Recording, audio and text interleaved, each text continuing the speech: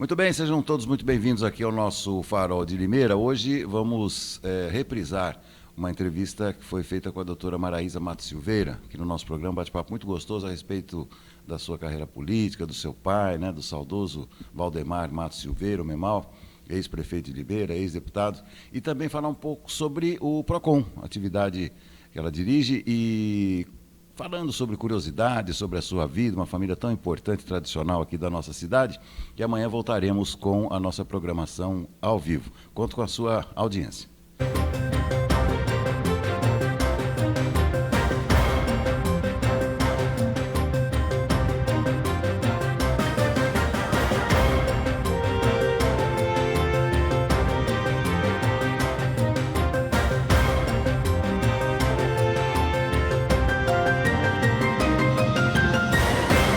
Você que representa pessoas que conectam, que representam e muito mais do que isso. Seja muito bem-vindo ao nosso programa, doutor. Muito obrigada, doutor Roberto. Fiquei emocionada com a sua apresentação. Lá se vão 21 anos do falecimento do meu pai e essas coisas ainda emocionam.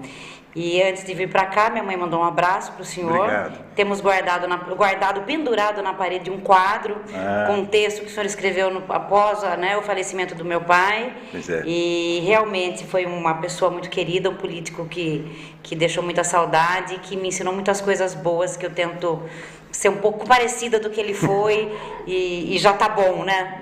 Muito obrigada, boa noite a todos, é um prazer muito grande estar aqui hoje. Eu fico muito feliz porque aqui nesse bate-papo, a proposta do nosso Farol Entrevista é fugir um pouquinho. A sua área, por exemplo, é claro, o direito, mas agora está mais ligada ao PROCON. Mas PROCON a gente fala um outro dia, PROCON a gente tem a vida inteira para falar. Eu queria falar um pouco mais sobre essa mulher, essa profissional que vem de uma família tão tradicional e como é que tudo isso começou, né? Porque os pais nos inspiram. Por exemplo, eu via meu pai nas reuniões de Lions Club, lá na década de 70, eu achava bonito aquilo lá, colocar um paletó, vai para as reuniões e tal. E eu virei depois, não membro do Lions, mas virei rotariano também, com as mesmas coisas. Como é que foi esse crescimento num lar de um professor e depois de um político? Olha, eu vou contar uma coisa para o senhor que é inacreditável, muitas pessoas não sabem disso. Uhum. Eu sou muito parecida com meu pai, algumas pessoas me chamam de Memalzinha, Memal de saia, Pedrinho Kill é uma das pessoas que fala, essa é Memalzinha, Memal de saia. Uhum. Nós somos muito parecidos. Mas meu pai faleceu muito jovem, meu pai faleceu com 65 anos. Meu pai de idade. com 67. É muito. Hoje em dia, então, se a gente falar disso, hoje em dia é muito cedo, né? E eu ainda estava começando a minha vida profissional, era recém-formada, e política nem passava pela minha cabeça. Então, eu conto isso e ninguém acredita nessa história. Eu demorei muito para aceitar os convites que eu recebia para me candidatar a vereador e para entrar na vida pública e começar na carreira política, porque meu pai já não estava mais aqui. Eu achava isso assim, impossível. Como que eu vou ser candidato a alguma coisa? Como que eu vou fazer isso sem ter o meu pai ao meu lado? Então, na verdade, é óbvio que é uma coisa meio de DNA mesmo, né? Meu pai era advogado, eu sou advogada. A grande paixão do meu pai sempre foi dar aula, sempre foi ser professor, né? O grande amor do meu pai. Eu já fui professora. Quando me formei em São Paulo, eu tive uma escola preparatória para o exame da OAB. Olha isso, olha que beleza. Faz 30 anos que eu estou formada, doutor Roberto, 30. Então, a gente tem nós somos muito parecidos. Eu já dei aula, eu já me aventuro aí na política, né? E sou advogada como ele. E sempre também gosto de dizer o seguinte, que se eu conseguir ser 1/3 do que ele foi, principalmente como pessoa pública, já tá bom demais, porque realmente ele foi uma pessoa muito querida, que fez uma história muito linda na cidade de Limeira, né? Ele assim, digamos que, claro que ele foi muito mais amigo do meu pai, mas ele transmite no imaginário de todos nós a ideia de uma pessoa extremamente conciliadora. Esses dias, pesquisando alguns arquivos, alguns jornais antigos que eu tenho aqui, a época do falecimento do meu pai, o doutor Júlio de Paixão deu o seguinte depoimento abrindo a manchete, falou, o Dema foi um conciliador na maior parte da sua vida. E seu pai, ele passava essa ideia? 100%. É isso. E o que é mais engraçado, porque hoje existe a profissão conciliador. né? Dentro do braço, dentro do Poder Judiciário, nós temos as conciliações, as audiências de conciliações, que hoje são quase que obrigatórias em todas as ações, e a figura do conciliador. Olha quantos anos depois a gente vem falar da importância disso na vida, hoje inclusive jurídicas, e todos os processos de um conciliador, né? E coincidentemente, mais uma coincidência ou não, né? Eu sou conciliadora, estive conciliadora até a última eleição de 2016, eu tive que me afastar, porque mesmo não sendo uma ocupação, não é um cargo, né, na ocasião a gente trabalhava voluntariamente, mesmo não sendo remunerado, se equiparava a funcionário público, eu tive que deixar, né, a conciliação, fiquei uns 3, 4 anos no Sejusc de Limeira como conciliadora e me encontrei assim, achei o meu lugar na advocacia, já cansando de advogar, depois de 20 anos, 20 e tantos anos de advocacia, falei, nossa, que coisa gostosa, porque a advocacia, doutor Roberto sabe, não é para os fracos, claro, né? Claro. Advocacia, ninguém chega no escritório, no nosso consultório, normalmente é com problema, né? E a conciliação, embora você tenha o problema, mas você tem as técnicas, né, de trabalhar e tentar transformar um litígio num acordo, numa solução amigável, e o senhor tem toda a razão, tanto seu pai como meu pai, eu acredito que tenham sido grandes conciliadores, sem antes existir essa palavra, ser uma figura tão importante hoje, né, nas nossas vidas, ser um conciliador, ter um conciliador é tão importante, e acho que eles já faziam isso muito bem lá atrás, né? Bom, e agora eu quero saber da sua convivência familiar, já que tem essa veia conciliadora e com dentro de casa, como é que foi isso? Comigo, ele ou eu? Não, agora eu estou falando de você. Eu? Da Maraísa, mãe, brava... É isso que eu queria saber. Dentro de casa é diferente. Se minha filha estiver me ouvindo, ela vai falar assim, mãe, você não tem nada de conciliadora dentro de casa. Eu sou bastante enérgica, eu sou uma pessoa extremamente exigente, mas eu sou muito exigente comigo, então eu costumo ser muito exigente também com as pessoas que eu amo. Isso é péssimo. E isso, doutor Roberto, é péssimo, talvez esse seja o meu maior defeito, um dos meus maiores defeitos. Porque eu sou muito exigente comigo e acabo exigindo dessa mesma forma das pessoas, e as pessoas são diferentes. E não quer dizer que eu estou certa ou que eu estou errada, as pessoas são diferentes, e a gente cada vez mais vive num mundo que a gente tem que aceitar, entender essas diferenças, né? E cada um faz o seu e aceita como o outro é. Então isso é muito difícil para uma pessoa muito exigente como eu. Isso aí é um assunto do Dr. Paulo Gracioli, né, que participa aqui do nosso Farol. Como psiquiatra, né? Aliás, que eu vou jogar esse tema para ele. Uma vez meu pai fez uma brincadeira comigo, há muito tempo atrás, dizendo o seguinte, falou, quero ver o dia que eu vou te chamar de irresponsável. Uma brincadeira, mas aquilo teve um peso enorme na minha formação, tanto de estudante, depois como profissional. Ou seja, você tá tocando um assunto agora que é extremamente importante, ou seja, a gente foi moldado, e agora eu gostaria de ouvir o seu comentário sobre isso, para não errar, de acordo com aquilo que a gente aprendeu em casa, de acordo com aquilo respeita, em termos de memória afetiva, como é que funciona isso? É muito complicado, né? Porque passa a ser um defeito, como a gente estava falando, e não errar não existe. Mas eu acho que tem uma coisa muito importante que faz parte do crescimento e faz parte do amadurecimento. Então, mais do que tudo isso, o que traz o ponto de equilíbrio para mim, Maraísa, é que hoje eu tenho total, e eu acho que eu não tenho certeza que eu não tinha isso quando eu era mais jovem, tenho total consciência que não só que eu também erro, mas principalmente que eu estou aberta a correções. Estou aberta a aprender outras coisas, novas coisas, aceitar e entender novas opiniões. E isso é muito importante, a gente ter consciência de que a gente foi criado dessa forma, que a gente se desenvolveu dessa forma, que a gente impôs certas coisas para nossas vidas, mas que nós estamos, se não errados, talvez desatualizados, e vivendo num mundo que a gente precisa se permitir aprender outras coisas, estar aberto para as outras coisas, e principalmente, uma coisa assim para mim que é impossível hoje, nos dias atuais, quando as pessoas têm tantas opiniões divergentes sobre tantos temas, é não se desculpar quando não tiver mais razão, porque muitas vezes a gente continua, vai defendendo a nossa opinião, às vezes acaba magoando uma outra pessoa por defender aquilo que a gente acredita, porque nós somos criados assim, né? E a gente acaba achando que a gente está certo, mas é reconhecer quando está errado e pedir desculpa. Isso para mim talvez seja o grande diferencial, estar aberto para as novas coisas, para aprender, para saber que pode mudar e que para reconhecer o erro, e quando reconhecer o erro, se desculpar. Interessante. Não, isso vem muito também da formação, né, no direito, né? Ou seja, o direito ele é, embora tenha a objetividade da lei, mas é uma ciência muito subjetiva, né?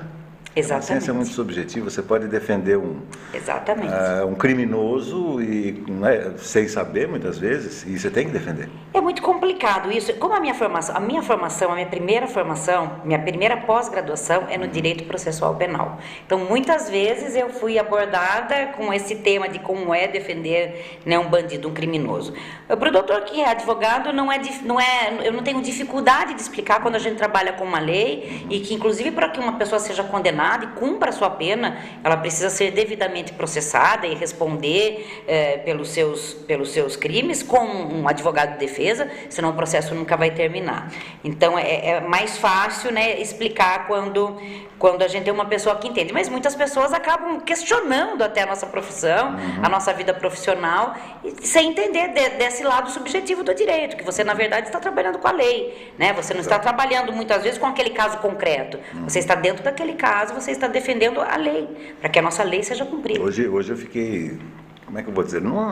Estarrecido não é bem o termo, doutora Maraísa, mas eu fiquei chocado, sei lá, eu vou procurar uma palavra melhor. Quando eu vi a fotografia da Elisa Samúdio, ela deixou o presídio Tremembé, depois de 10 anos, né, do assassinato, o réu confessa, assassinato do Matsunaga, que era o seu marido. Ele falou, eu acho que ele já me perdoou na eternidade. E o advogado dela estava lá, né, postando aquela mensagem, e ela vai tentar recomeçar uma nova São vida. tantos casos como esse, né? E eu não sei se é porque a gente tem, eu acredito que sim, que a gente tem hoje a internet, a imprensa, a gente tem, é tudo na palma da mão, né, com o celular, a gente tem acesso às informações, mas hoje é comum a gente ver matérias como essa, o goleiro Bruno, e recomeçando a vida, o caso da menina lá, da filha da Glória Pérez, hoje ele, acho que ele é pastor, se não me engano. Parece que sim. Então, assim, Ele era ator, né? Ele era ator e recomeçando a vida de uma forma assim.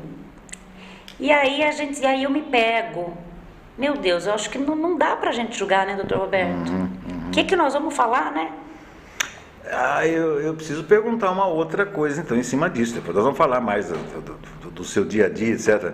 Mas os criminosos de guerra agora nessa luta Ucrânia e Rússia, teve um deles agora que foi condenado à prisão perpétua. Qual é a sua opinião sobre isso? A gente mora num país onde não existe a prisão perpétua, sim, né? E na época de estudante, acho que o senhor também já deve ter tido de defender ter essa ou aquela opinião com relação à pena de morte, prisão perpétua e tudo mais. Em alguns casos eu acho até pouco. Fantástico. Me desculpe a franqueza. Fantástico, fantástico. Como eu estou dizendo que quem sou eu para julgar o cara que foi condenado, o caso da menina da Glória Pérez, que foi condenado, cumpriu a pena, saiu da cadeia, se diz recuperado, quis abrir uma igreja, é óbvio, entendeu? De repente a mim não convence, mas quem somos nós, né? Mas a minha opinião pessoal em algumas situações, como a prisão perpétua, em alguns casos que eu acho pouco. Essa situação da pena sempre me incomodou, desde os bancos da universidade até hoje, porque vendem para nós a ideia de que a pena, a função da pena é a recuperação do indivíduo para voltar para a sociedade. Mas esses dias eu estava conversando com o doutor Siddhartha, que participa aqui do nosso Farol. Ele estava contando para a gente do caso do Chico Picadinho. Ele está vivo até hoje, o Chico Picadinho. E ele matou, não foram algumas pessoas, foram algumas dezenas de pessoas. E o Chico Picadinho Eu não sabia que ele estava vivo até hoje. Pois é, eu fiquei muito surpreso também, porque lá no passado eu era muito assim ligado nesses casos que a crônica policial, né, bem falava. Hoje são tantas, né, doutor? O bandido da luz vermelha, né? Esse sim, saiu da cadeia, não deu 3 meses, já foi assassinado, já aprontou. Então, quer dizer, a pena é isso aí. A pena recupera? Na minha opinião... Doutor Siddhartha, trabalhamos hoje frente a frente, né? O Necrim fica em frente ao Sejusc, dentro do primeiro andar do Shopping Pátio. A pena não... Infelizmente, também a minha opinião, como operadora do direito, é muito difícil falar isso, como apaixonada pelo direito penal, pelo direito processual penal, como fui e me especializei nele, é difícil falar isso, mas a pena não recupera. As cadeias não recuperam, ao contrário, eu acredito que hoje sejam grandes escolas de crime. Engraçado, né? Uma pessoa entra lá e sai pior, eu não tenho dúvida disso. E esse tema do sistema carcerário, ele não vem com tanta frequência a público, né? Ele vem, por exemplo, ações policiais, os tiroteios, etc. Mas o sistema carcerário em si, ele não entra nem em discurso eleitoral, né, doutora Marisa? Não, é porque, assim, parece uma coisa, assim, intocável, né? Porque todo mundo sabe que acontece, continua acontecendo e ninguém faz nada. Então, os celulares, a gente escuta uma outra ação, mas a gente continua recebendo ligação de bandido, não continua recebendo ligação de bandido, ai, sua filha, tô aqui com a sua filha, sofreu um acidente, mamãe, né? A gente continua recebendo ligações dentro do presídio, continua entrando droga dentro dos presídios, enfim, então realmente é inacreditável, né, que isso ainda aconteça. Impressionante. Gostei da sua observação em relação ao exercício do direito. Eu me lembro que no começo dos anos 90, meu pai também estava totalmente desanimado com esse ofício tão nobre, né? E esses dias eu me lembro de ter feito um artigo e ter colocado nesse artigo o seguinte: o direito é uma ciência apaixonante, mas a justiça nos últimos tempos nem tanto. É muito complicado, eu que o diga, é muito complicado, e eu sou apaixonada pela minha profissão. Esse ano eu completo 30 anos de advocacia, então acho que ninguém fica tanto tempo se não gosta, se não ama o que faz, e eu amo o que eu faço. Mas a gente não pode dizer que hoje a gente confia na justiça como a gente talvez confiasse no passado. A gente não pode dizer hoje que a política não está inserida nos nossos tribunais, que as decisões dos nossos tribunais elas são imparciais, que a total liberdade do judiciário. A gente não pode, mas eu não me sinto com segurança, eu não consigo mais afirmar isso e defender essa bandeira. Então, não raro a gente vê uma decisão judicial que a gente percebe totalmente que foi uma decisão política, né? Então, para quem ama o direito, para quem é operador do direito, um advogado militante por vocação, evidentemente que isso não é gostoso. Mesmo no meu caso, que sou uma advogada militante política. Não é gostoso do mesmo jeito. Sim. Também tem esse viés, tem a política. E esse artigo foi escrito justamente para comparar a situação eleitoral do nosso amigo comum Pedrinho Quil, que esteve aqui semana passada, na quarta-feira, no nosso Farol Debate, no Debate Farol. E aí depois do programa, eu estava aqui com o Felipe e estava conversando com ele, eu falei: escuta, Pedrinho, até quando você vai com esse caso da Araciara? Ele falou: você acredita que ainda esse caso da Araciara pesa, não só sobre mim, como outras pessoas? O Pedrinho se livrou de 7 CPIs, porque não deu cargo, porque não deu emprego para um monte de gente que precisava. A gente sabe que na política funciona assim, às vezes. Não roubou, não foi condenado em segunda instância porque fez isso, porque fez aquilo. Teve o caso da FIA USP, foi absolvido.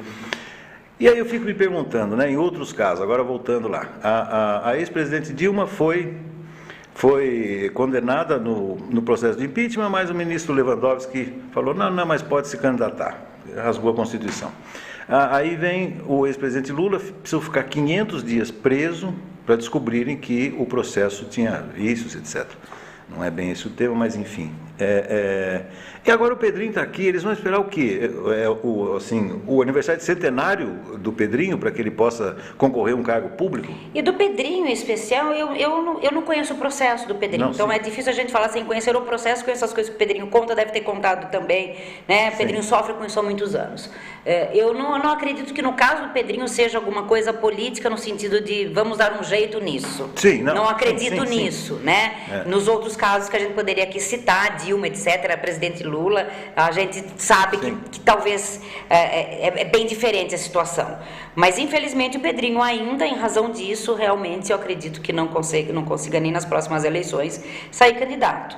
Mas e nesse caso em especial ele responde pela sua atividade, pelo exercício de sua atividade como prefeito, mas eu não acho que teve uma influência política nos julgamentos. Sim, mas então por que não se faz justiça? Essa é a pergunta. E com rapidez que fazem muitas vezes, que não precisava ser tão rápido, né? Exatamente. Alguns processos correm muito rapidamente. No Supremo, por exemplo, nós estamos falando da mesma coisa. E alguns ficam parados anos lá também. Exatamente. Deixa eu te falar uma outra coisa agora. Bom, a gente percebe, eu vou entrar na política, mas depois, um pouco mais tarde. Mas as mulheres, né, elas estão, de novo, no centro das atenções em relação à reivindicação de direitos, essa coisa toda.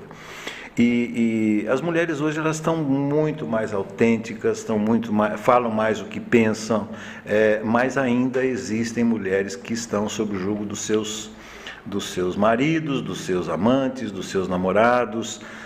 Qual é a opinião da doutora Maraísa sobre esse aspecto? Doutor Roberto, eu acho que a gente não pode... tudo muda, muitas mulheres, uma grande parte das mulheres, principalmente as jovens, são muito diferentes das mulheres de antigamente, de como fomos criadas antigamente. A criação é muito diferente, mas a gente precisa respeitar as opções e as opiniões, e muitas mulheres se sentem mais seguras assim, e gostam de viver assim, né?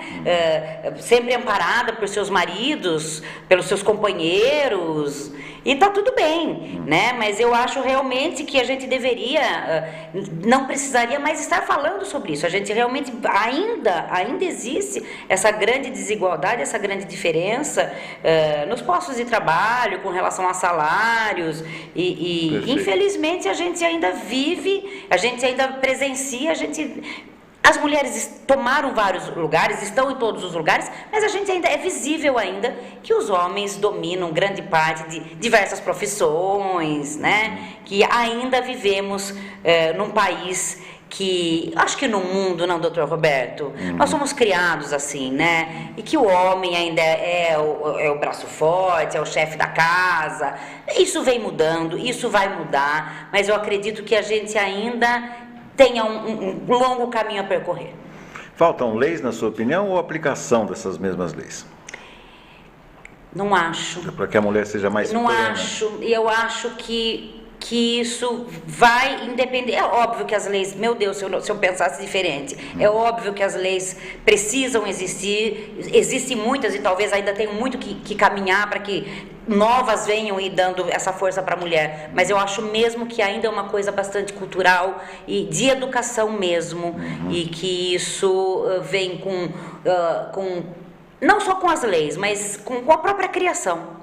Como as mulheres agora, como as famílias agora criam os seus filhos, como agora nós criamos as nossas meninas. E isso leva um tempo. A gente pode até ter a lei, doutor Roberto, mas se a gente não ensinou isso dentro da nossa casa, então eu acho que isso vem acontecendo, mas não tão veloz como vem acontecendo de repente as leis, né, as reivindicações, as passeatas, porque na verdade a gente precisa que isso aqui acompanhe as criações. A gente, como eu educo a minha filha? Então, é esse o raciocínio. Eu estou educando ela para ser 100% livre? Eu estou educando ela para ser 100% igual aos homens? Eu estou educando ela dessa forma. Sim. Eu estou educando ela dessa forma, mas existem muitos pais que não.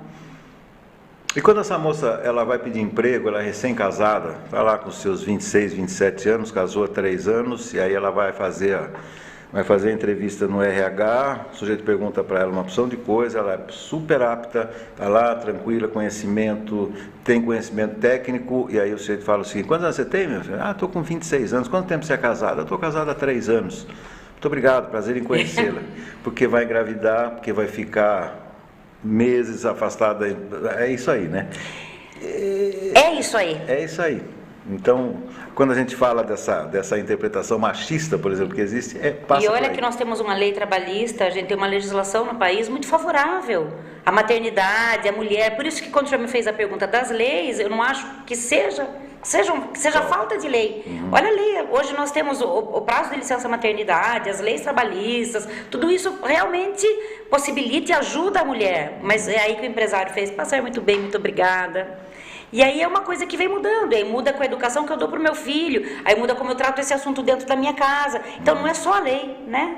Então, por isso que eu acho que a gente está sempre um pouco atrás. A lei até existem muitas mulheres militantes atuando, né, e militando nessa causa e fazendo leis para essas causas, mas a mentalidade precisa mudar. Já que nós estamos falando de mulheres, eu ia falar isso num outro assunto, que é do PROCON, que é a sua área atual, mas quem reclama mais, o homem ou a mulher, doutora? Que pergunta. Ou dá um empate técnico aí? Não, eu não acho que dá um empate técnico, porque eu acho que a mulher vai mais atrás dos seus direitos. Não é nem reclamar mais, porque a mulher chega lá e fala assim, o meu marido... Então ela está reclamando por um homem. Exato, eu vou ensinar ela a reclamar, preencher o nosso formulário de reclamação, vai vir no nome do homem. Então eu não posso dizer que é mais ou menos. Mas quem fez foi a mulher. Quem preencheu, quem entrou no site, quem fez a reclamação, quem vai acompanhar, quem vai ligar no PROCON para saber como está o caso, é a mulher. Então, eu acho que a mulher ela é mais dedicada. E, doutor Roberto, eu acho que isso está tudo bem também, porque eu converso com meu marido, ele fala...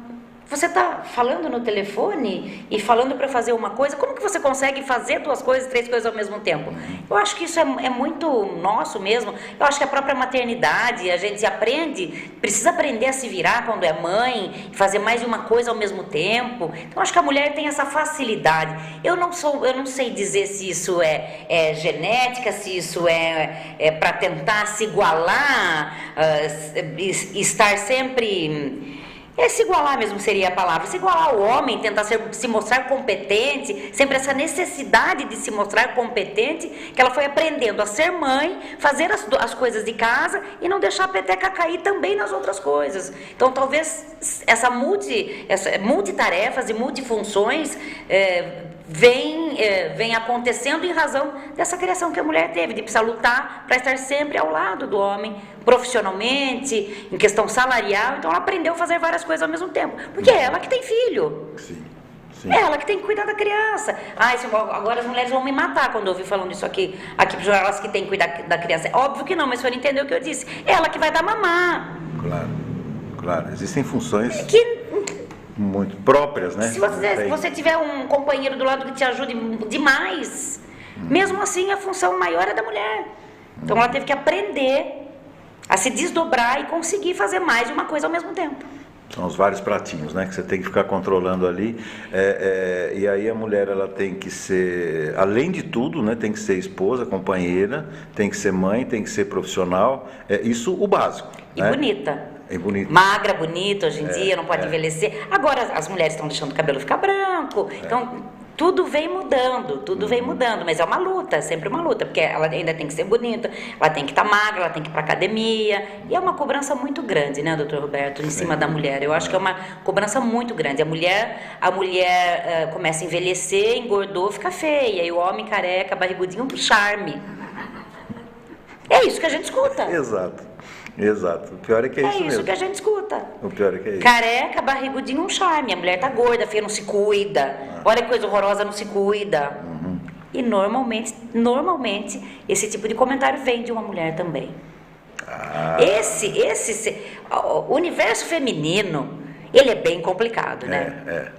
Meu marido dá um exemplo e eu acho muito interessante. Você coloca 12, acho que são 12 jogadores atrás de uma bola. Coloca 12 homens atrás de uma bola, tá tudo bem, não tem problema nenhum. Entrou uma mulher no meio, eles brigam, eles perdem a amizade, vira a maior treta ali no espaço deles. Mas eu costumo dizer que assim, se você pegar só isso aqui de uma mulher, já dá para escrever um livro. Já dá para falar da cabeça, de moda, do sorriso, da identidade, enfim. Mas as mulheres têm muito a acrescentar e tem muitos homens que costumam não dar o devido valor para esse incremento que é dado à vida dos homens. Porque eu percebo em casa, os homens normalmente não são detalhistas, mas as mulheres são. E é nesse detalhe que muitas vezes pode mudar, inclusive, a sua vida, a sua carreira. Exatamente. Algo que chama atenção. Eu acho mesmo que isso faz parte dessa energia, dessa necessidade da mulher, sempre estar correndo atrás do homem profissionalmente, e ela foi desenvolvendo algumas aptidões a mais. A percepção, o instinto maternal, muitas coisas passam totalmente desapercebidas para um homem. É óbvio que tudo que nós estamos falando não é regra, né, doutor Roberto? Claro. Mas para a mulher não passa. porque realmente nós somos mais emotivas, nós somos mais atentas, nós somos mais amorosas, e isso também faz parte da criação, porque a gente foi criada, a gente nasce, é menina, põe cor de rosa, põe um laço, que gracinha, dá uma bonequinha, ela embala o bebê, então, e aí isso tudo vem desde que a gente nasce. A presidenciável, não posso deixar de lhe perguntar isso nesse momento. Simone Tebet, ela é pré-candidata aí do MDB, e ela falou esses dias que na mulher vota em mulher, né? E já virou chacota para tudo quanto ela. Mulher vota em mulher, doutora? Acho que não necessariamente. Em alguns casos, como eu fui candidata em algumas situações e sou mulher, e a gente vê isso hoje, antigamente talvez... Antigamente não votavam em mulher, né? Mas eu não digo que hoje mulher vota em mulher, mas algumas mulheres mais militantes pedem candidatos mulheres. Numa última eleição que eu não fui, na eleição de deputado passada que eu não fui candidata, algumas amigas me ligaram pedindo que eu indicasse uma candidata mulher. Mas não acredito que mulher vote em mulher. Não vou afirmar isso. Acho que não. Seria um pouco exagerado. Eu acho que sim. Talvez para as militantes, quero votar uma mulher, procuro uma mulher. Obviamente isso aumentou, mas não é a regra. Tá.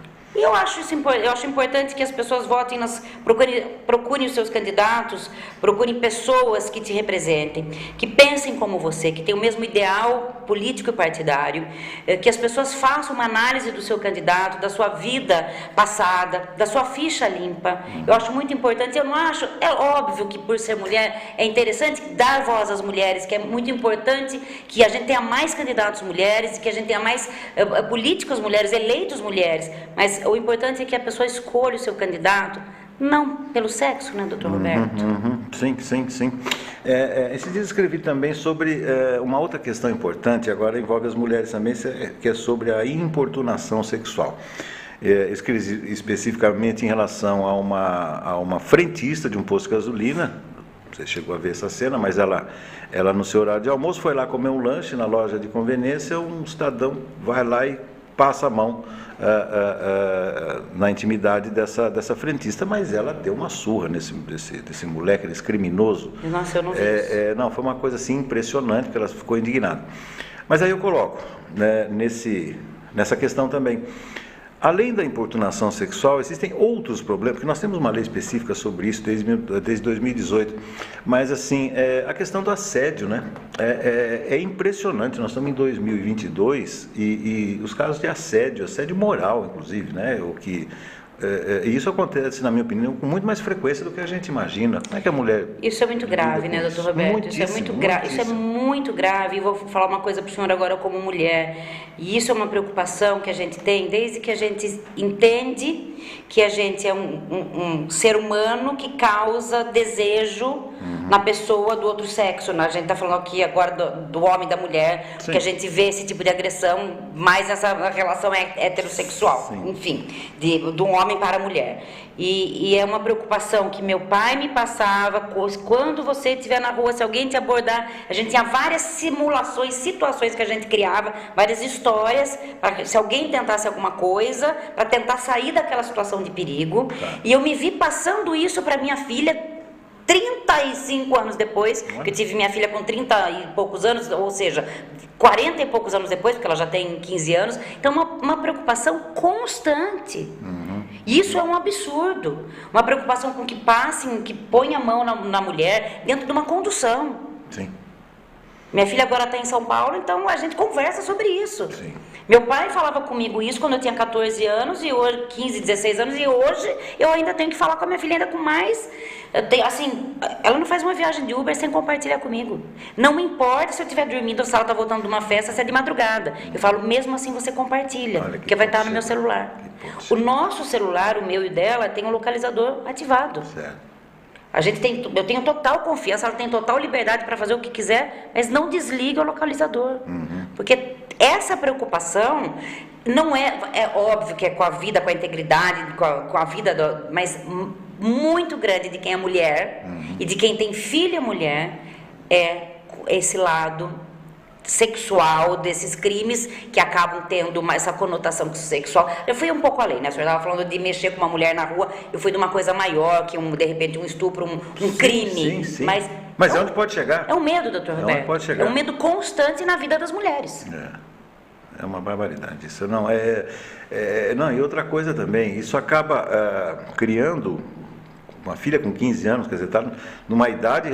essa lei foi inspirada, salvo o melhor juízo, nas usuárias do transporte coletivo, né, onde nós vimos cenas, assim, apavorantes, né, de pessoas nós temos alguns vagões do metrô, eu não sei a proporção, mas alguns trens que só transportam mulheres, exato. Eu não sei dizer a proporção que a gente tem, mas...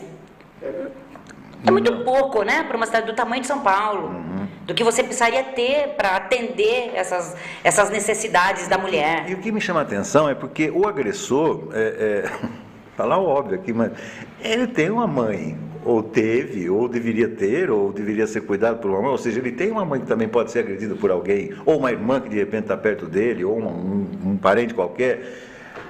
É difícil.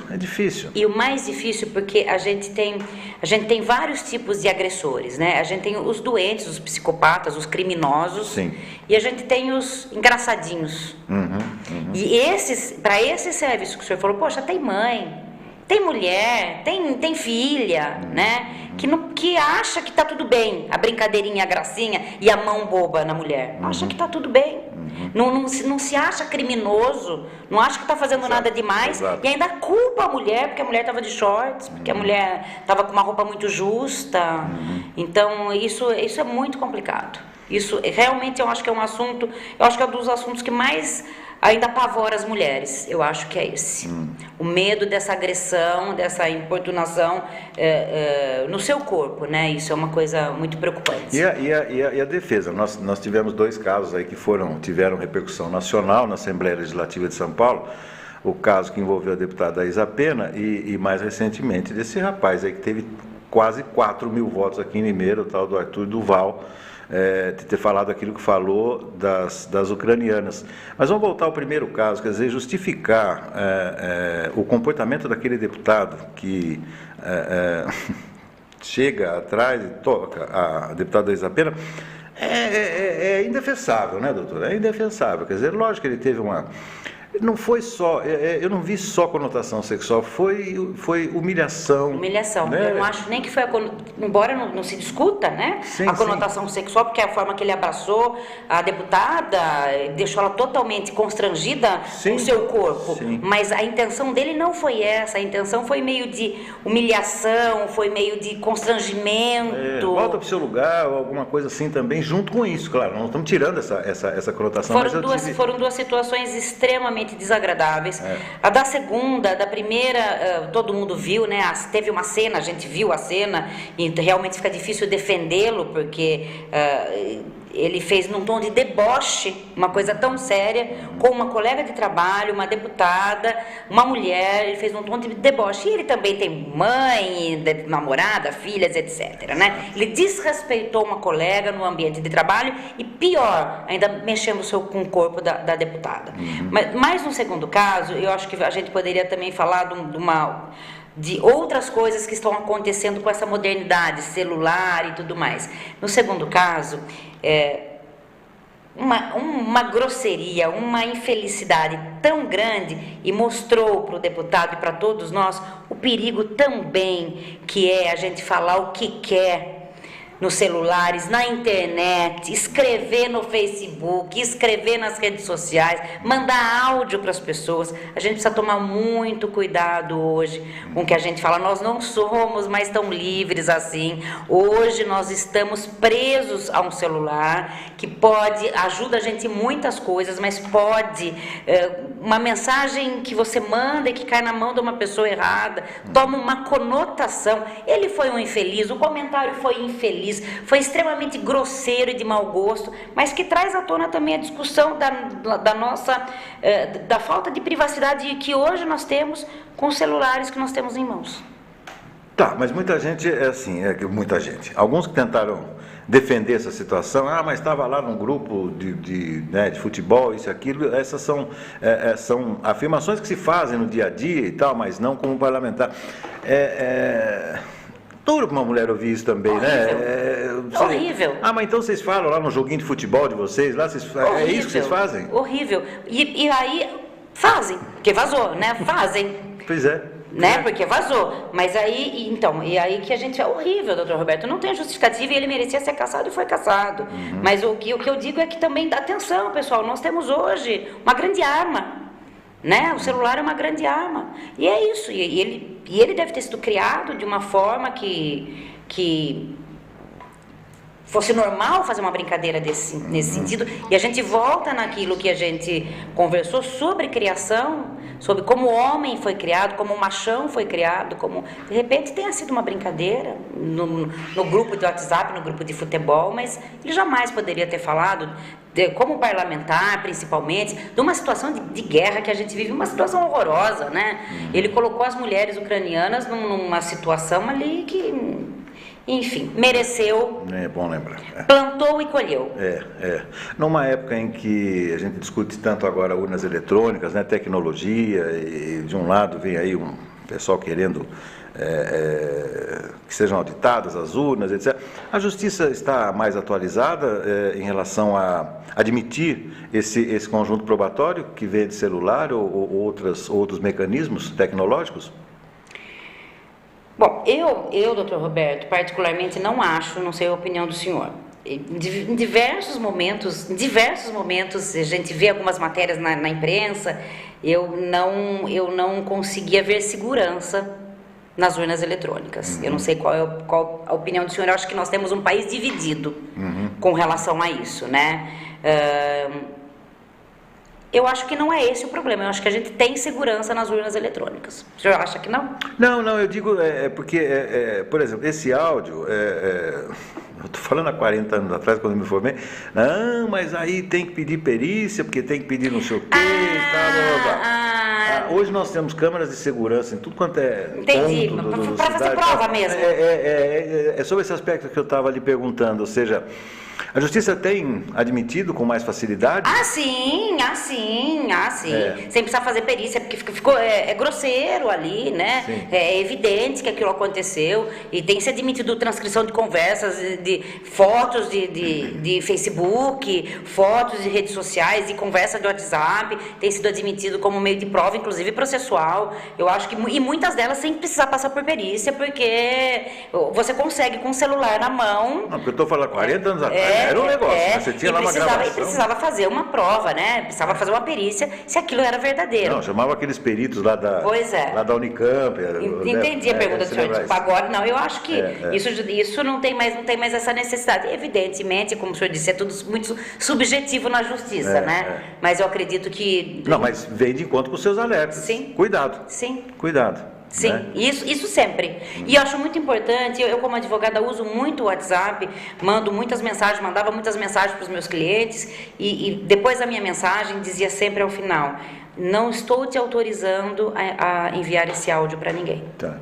Achava muito importante fazer esse alerta, porque senão daqui 50 dias, porque vai um áudio e não vai uma conversa. Sim, e às vezes você está respondendo uma pergunta, naquele contexto que lhe foi perguntado. Então pode ser interpretado de uma outra forma. Tem uma frase da comunicação, e o senhor mais do que ninguém vai falar, isso é verdade, Manaísa, que o que eu digo, né, na verdade, não é o que eu falo, é o que o outro entende. O diálogo não é o que eu falo, é o que o outro entende. Então aquilo que ele falou, talvez seja isso, não foi aquilo que eu falei, mas foi exatamente dessa forma, senhor deputado, que caiu o seu áudio num país. A frase é tão verdadeira que uma vez eu falei isso para minha irmã, Fabiana, eu estava dando uma carona para a Fabiana, ainda quando ela estudava na PUC, lá em Campinas. Ela falou um assunto, eu falei, não estou entendendo nada. Você está fazendo curso de comunicação social mesmo? Porque é isso aí, a gente precisa entender. Faz muito tempo que eu não vejo a Fabiana, um beijão para ela. Está com a gente aqui no Farol também. Bom, agora nós vamos falar de política, quero falar um pouco mais do seu pai, quero falar um pouco mais de política agora e da sua atuação no PROCON. Então a gente vai para um rápido intervalinho, a gente volta daqui a 2 minutinhos aqui no nosso Farol Entrevista, mais uma vez agradecendo a sua audiência aqui no nosso programa. Voltamos já.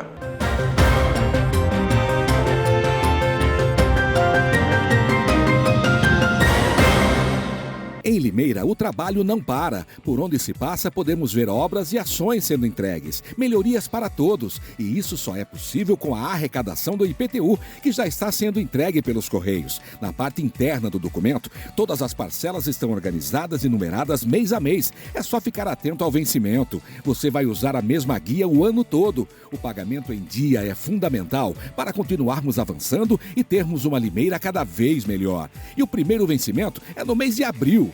Prefeitura de Limeira. Olá, meu amigo. Olá, minha amiga. Você que necessita de um escritório de contabilidade de total confiança, procure por Vitória Contabilidade.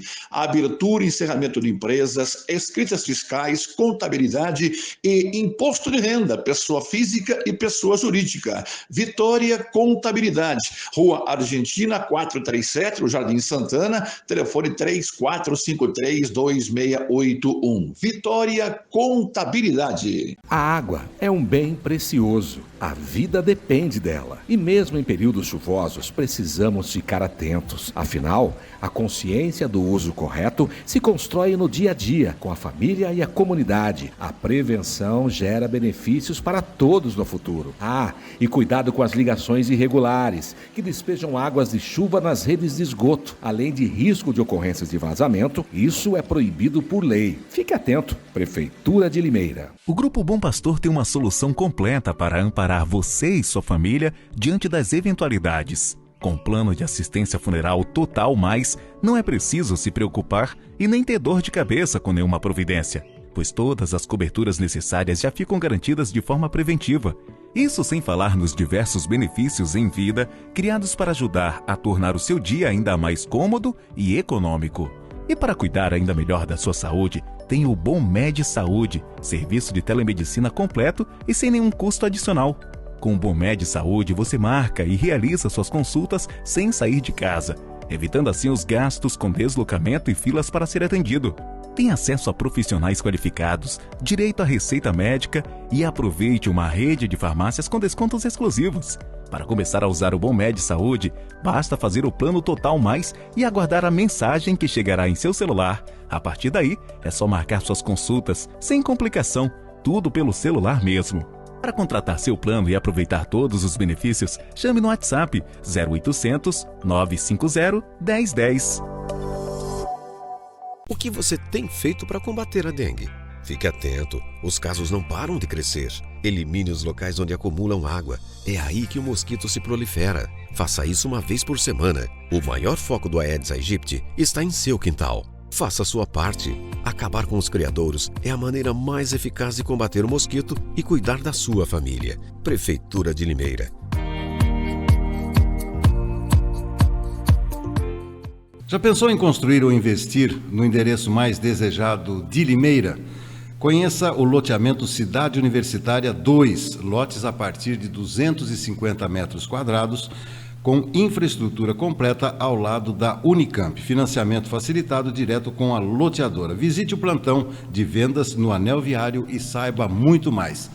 Este empreendimento tem o padrão de qualidade do grupo Engep, Cidade Universitária 2. A Covid-19 continua infectando as pessoas e a vacinação é fundamental para a sua proteção. Veja quando você recebeu a sua última dose e dê sequência. Não corra este risco. Se informe sobre os locais e sobre os plantões, que acontecem regularmente, e mantenha os cuidados de higiene. Faça a sua parte. Verifique quando foi sua última dose da vacina e tome a próxima. Simples, não é? Por favor, não espere mais. Se livre da Covid. Prefeitura de Limeira, unindo forças por uma cidade melhor.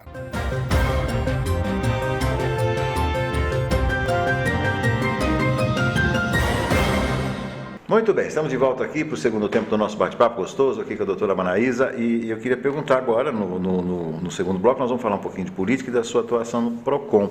E começo pelo doutor Valdemar Matos Silveira, que é autor da frase que eu não falei no começo do programa, Limeira acima de tudo. Essa frase até hoje muita gente tenta usar, tenta copiar, mas na prática não consegue fazer, né, doutor? Bom, eu sou suspeita, né? Eu sou suspeita. Eu conseguiria, mas não tive oportunidade ainda. Olha só, fazendo aqui, né? Meu merchan. Realmente, é uma frase, alguns políticos da cidade já usaram essa frase, alguns me pediram até autorização, embora não tenha necessidade, mas é que marcou muito, né? Sim. As campanhas do meu pai. Eu usei nas minhas campanhas essa frase. Eu acho que naquela época a política era diferente, mas eu acho também, doutor Roberto, vou falar uma coisa que talvez o senhor fale, nossa, Mara, você acha isso? Mas eu acho também, doutor Roberto, que meu pai não era um político.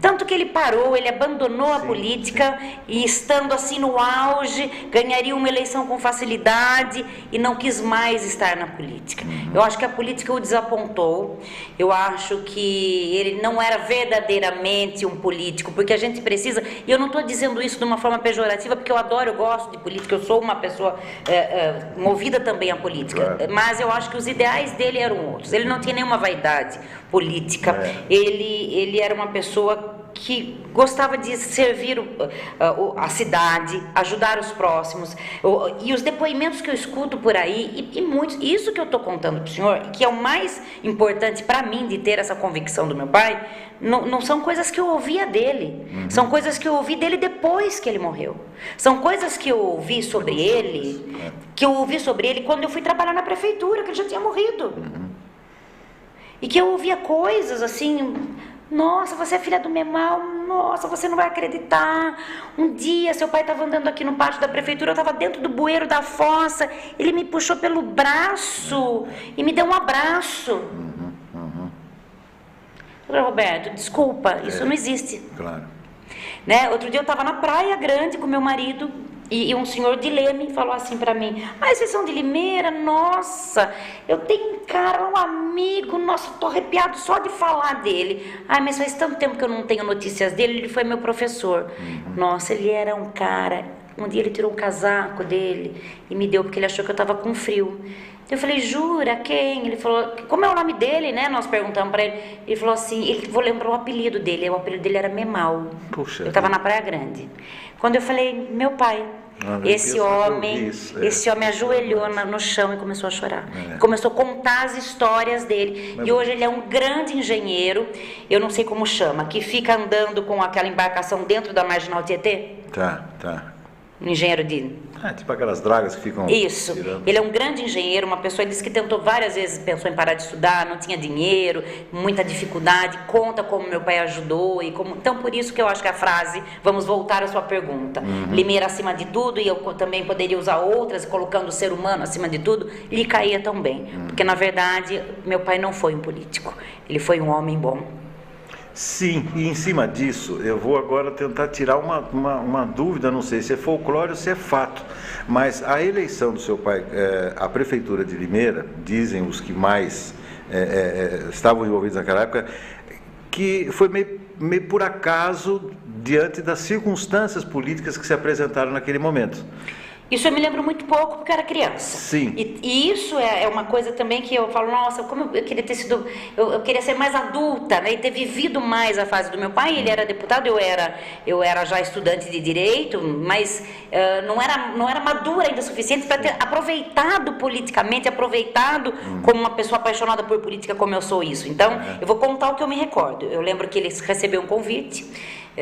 me parece que a minha irmã, naquela ocasião, a gente tinha uma irmã especial ali, a Maura, que naquela ocasião minha irmã acho que estava internada, minha mãe deve estar me ouvindo, depois ela vai me corrigir tudo, mas que era um momento difícil da vida deles, e meu pai sempre foi professor e sempre tiveram muitas fases difíceis na vida dele, porque ele era professor, tinha uma filha deficiente, especial, hoje eu tenho que falar especial, e eles tinham muitos gastos, e era uma vida muito de luta. Ele se formou advogado depois de casado, viajava para Campinas quase que diariamente, então foi tudo muito difícil. Quando veio o convite, ele achou que isso não cabia na vida dele, que ele não tinha tempo, que ele não conseguiria, né, fazer bem ele estava sendo chamado, convidado. E isso eu tenho certeza porque eu ouvi do meu pai, que ele abriu a Bíblia, e que ele fez, antes de dar a resposta, ele foi fazer uma oração e ele abriu a Bíblia e fez uma leitura, e eu não sei, é uma falha minha, eu não sei dizer de que capítulo foi, mas que lá ele teve a resposta de que ele não poderia declinar do convite. Tá. E ele acabou aceitando o convite para sair prefeito de Limeira. Na ocasião, disputava a prefeitura meu pai e o Mesquita. Mesquita já tinha 80% das intenções de voto, ninguém sabia quem era Memal. E nesse momento ele conta, meu pai sempre muito amado e muito querido pelos alunos, né? E ele gostava de ser professor e chamado de professor até a morte. Se aposentou como professor, muita gente acha que se aposentou como deputado, não se aposentou como professor. E ele conta que os alunos se organizaram de uma tal forma e fizeram a campanha inteira dele. Na rua, pedindo voto, com um santinho na mão. E ele fala que ele foi eleito prefeito de Limeira pelo trabalho que os alunos fizeram. Em cima do nome dele na ocasião, mãe, tem um professor, ia na casa dos parentes, levavam meu pai para conversar, tem um professor super gente boa, e assim, assim, assim. E ele foi andando pela cidade toda e se elegeu prefeito municipal. Porque existem duas eleições curiosas, né? Vamos falar de um passado, que exatamente, estamos comprovando então isso, né, que eu tenho como conhecimento, que realmente foi, e o acaso, veja bem, não é falta de mérito, é falta da expectativa da vitória, né, que ele não tinha realmente, né, naquela época. E depois uma outra eleição, que essa foi mais surpreendente, quando o Paulo D'André derrotou o Richa e o Massorano. Naquela eleição que o Jurandir colocou os dois para colocarem, tinha muita dupla Galo e Leão, tinha muita popularidade e tal, e acabou não conseguindo. E o Paulo D'André, acho que foi a última gestão do Paulo, ele conseguiu, na base da sola de sapato, levar sua mensagem para os bairros. Também foi surpreendente. E a do seu pai foi exatamente isso. Então, voltando, né, para a gente fechar esse contexto.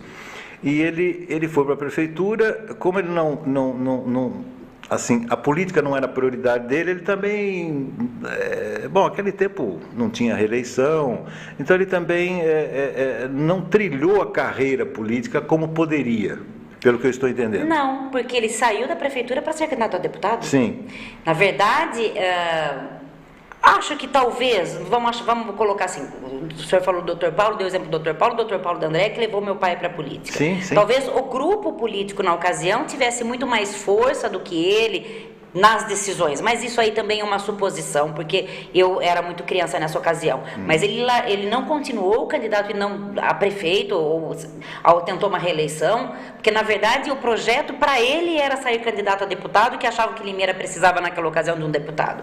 E ele foi o deputado mais votado da cidade, mas não se elegeu, porque naquela época foi MDB, acho que não era nem PMDB ainda, de ponta a ponta, que era o voto vinculado. Isso, e ele não conseguiu se eleger. Ele ficou depois 4 anos, trabalhou com algumas empresas, trabalhou com o seu Júlio Varga, trabalhou, com o seu João Guilherme, Dr. João Guilherme Ometo, alguns empresários na ocasião deram um trabalho para que ele não abandonasse o trabalho também da campanha, então ele continuou fazendo um pouco de bastidores, vamos dizer assim, e veio na outra eleição que estourou em Limeira e saiu eleito nas 2 outras eleições. Ele foi deputado estadual 2 vezes, foi deputado constituinte e saiu eleito de Limeira com uma votação maravilhosa. E aí eu já era menina e eu lembro de algumas coisas. Por exemplo, eu lembro que todas as campanhas eleitorais que tinha na cidade, iam grandes grupos em casa e convidavam o meu pai, não, meu irmão, agora é sua vez, vamos sair candidato a prefeito novamente. Aí sim eu lembro que ele declinava, que ele não tinha esse desejo. Tá. Que não era, porque hoje qual prefeito ele é candidato a prefeito e depois ele vai para a reeleição. É assim, é automático. Não se discute quem vai ser o sucessor. Sim, sim. Não se discute. É automático. E naquela época não, eu não sei se realmente era o sonho que ele fosse deputado, né? Ele deixou 1 ano antes, naquela época era de 6 anos o mandato. Ele deixou 1 ano antes para sair candidato a deputado, Luiz Dondelli assumiu, e eu não sei se depois foi uma consequência desse grupo que escolheu que ele seria candidato ou dele pessoal. Mas no final, ele tinha mais essa parte, no final da vida do meu pai, que ele já não tinha sido mais candidato, não queria mais ser político, e ele sempre dizia que o político tem que saber a hora de parar. Era uma frase dele também. Eu acho que no final ele já fazia aquilo que ele não fazia no começo. Ele já era mais o mentor das campanhas. Sim. Não tinha nenhuma campanha que não saísse também de dentro da minha casa. Pedrinho, Pejon, diversos candidatos, diversas eleições a gente trabalhou. Aí eu já trabalhei em diversas campanhas e realmente meu pai era o conciliador, era o que conversava e que chamava os outros partidos para uma negociação, para ver quem ia sair, quem não ia sair, quem ia ser o candidato, quem ia ser o vice, né? Não vamos sair deputado, porque o outro vai sair deputado. Isso eu vi muito acontecer dentro da minha casa. E tinha, quem era digamos assim, alguém mais ligado a seu pai? Eu não tenho essa informação. Tipo assim, um conselheiro, um provável sucessor, quem era? Um sucessor mas um conselheiro. Não sei se a palavra também é ser conselheiro, mas uma pessoa que esteve com meu pai do começo ao fim na trajetória política do meu pai. E eu não poderia... Quando o senhor estava começando a fazer a pergunta, tiveram vários políticos muito amigos, mas uma pessoa que esteve com meu pai do começo ao fim, Valmir Caetano. Valmir, né? O Valmir é extraordinário. E anda comigo por onde eu vou. Um grande amigo. Grande amigo. Ele que me ajuda nas campanhas, ele que acaba decidindo se eu vou ser... Decidindo assim, não, porque eu falo, Valmir, eu não vou ser candidata, tá bom, Valmir, eu não quero. Porque no começo eu tive muita resistência. Eu demorei muito para ser candidata. Então todo mundo, Mara, nossa, que legal. Você era fácil, porque você foi diretora do PROCON, você saiu candidata, mas foi muitos anos depois. Meu pai já tinha morrido fazia muitos anos. Eu demorei muito para aceitar, como eu disse no começo do programa, era inadmissível para mim sair candidata a alguma coisa sem autorização, sem aprovação do meu pai, sem ajuda do meu pai. E, diga-se de passagem, que meu pai não queria. Então, mais ainda que demorou para eu aceitar, porque meu pai não queria. Eu acabei saindo candidata a vereadora a primeira vez, aceitando o convite do Eliseu Daniel, como uma forma de agradecimento ao Eliseu, que tinha acabado de encabeçar o projeto de lei que deu o nome do Paço Municipal ao meu pai. Sim. Então, naquela ocasião, precisamos de mulheres. Não, Mara, me dá o seu nome, mas se você não quiser, você desiste nos últimos... No tal dia você pode desistir. E aí acabou que eu fui candidata, sem fazer nenhuma campanha, praticamente nada. Meu pai já tinha falecido há bastante tempo. Não vou me lembrar exatamente quantos anos, mas quase 10. Tipo, não era mais isso, vamos votar na Maraísa, não era mais só isso. E eu tive quase 800 votos. Não, tem pessoas que são intolerantes, por exemplo, à lactose, né? Eu tenho uma profunda intolerância a corruptos.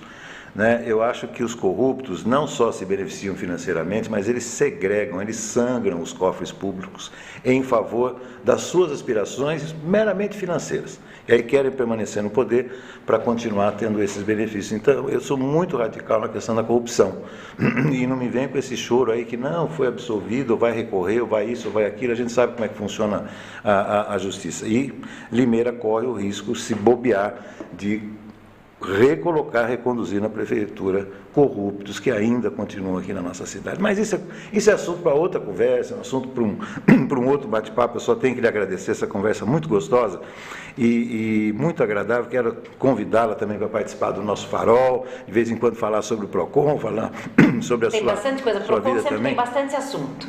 Mas hoje eu já fiquei muito feliz de ter conhecido, não a doutora Maraísa, mas a Maraísa, uma pessoa extraordinária que eu já conhecia há muitos, muitos anos e agora fiquei fã de carteirinha. Eu agradeço, doutor Roberto. E eu chamei o doutor Roberto, o senhor o tempo todo, saiba que é uma forma de respeito e admiração. O senhor, por favor, me chame de Maraísa. Eu não tenho hábito, meus colegas de profissão já sabem, já me conhecem, eu não gosto, não quero que ninguém me trate por doutora, não tenho essa vaidade, enfim, mas eu tenho o hábito de chamar de doutor, então o senhor me desculpe de ter chamado o programa todo, uma pessoa tão amiga como o senhor, de tantos anos, nossas famílias tão amigas, e já comecei o programa contando uma passagem do senhor com a minha mãe, então o senhor me perdoe, o senhor e o doutor, durante o tempo todo da entrevista. Tranquilo, tá tudo bem, o doutor Lizinho também participando conosco. Muito obrigado, até uma próxima. Obrigada, até uma próxima e boa noite. Muito obrigado a todos que acompanharam, mais um Farol Entrevista fantástica mais uma vez, e amanhã tem Debate Farol a partir das 7h30 da noite e às 10 da manhã tem o nosso Farol de Limeira. Muito obrigado, uma boa noite.